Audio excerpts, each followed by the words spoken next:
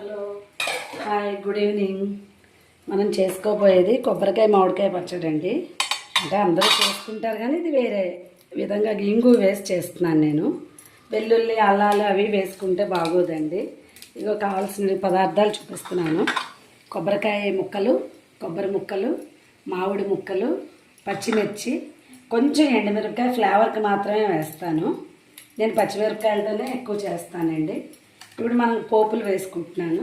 ఏం కావాలో కొంచెం శనగపప్పు, కొంచెం మినప్పప్పు, తెల్ల మినప్పప్పు, మెంతులు, కొంచెం ఆవాలు, కొంచెం జీలకర్ర పోపు వేసుకుని పోపు వేగిన తర్వాత బయటికి తీసుకోవాలండి.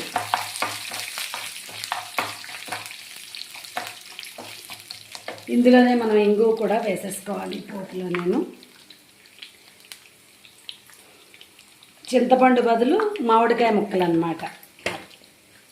చాలా బాగుంటుంది టేస్టీగా. అల్లం వెల్లుల్లి వేయకపోయినా చాలా అల్లం వెల్లుల్లి అసలు బాగోదండి ఈ పచ్చళ్ళకి.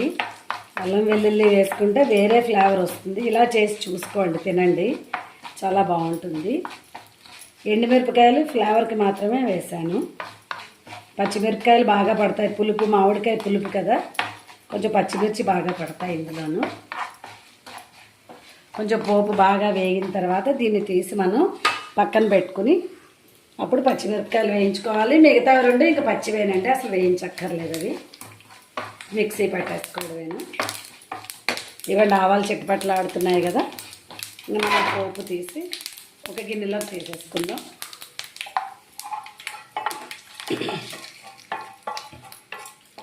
ఇప్పుడు మనం కడిగి పెట్టుకుని 2 ముక్కలు చేసుకుని పచ్చిమిరపకాయలు వేసి వేస్తున్నానండి. కొంచెం వేగాలి కొద్దిగాను.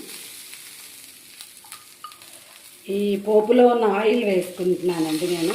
అంత ఆయిల్ పోపు నలగాలి కదా, అందుకని అదే ఆయిల్ వేసుకున్నాను. చాలు మనకి ఆయిల్. పచ్చిమిర్చి కొంచెం కలర్ మారాలి, గ్రీనిష్ నుంచి. స్టవ్ ఆఫ్ చేసి ఆ ముక్కలు 2 వేసుకోవచ్చు. అలా తీసుకుని రుబ్బేసుకోవాలి, మిక్సీ పట్టేసుకుని. ఇష్టమైతే పోపు వేసి రుబ్బేసుకుంటామండి, అది బాగుంటుంది. మీకు మళ్ళీ కావాలంటే విడిగా మళ్ళీ పోపు వేయించుకుని అందులో పెట్టుకోవచ్చు, మళ్ళీ వేసుకోవచ్చు. కాస్త కరివేపాకు ఆవాలు అంతే, ఇంకెక్కువ అక్కర్లేదు.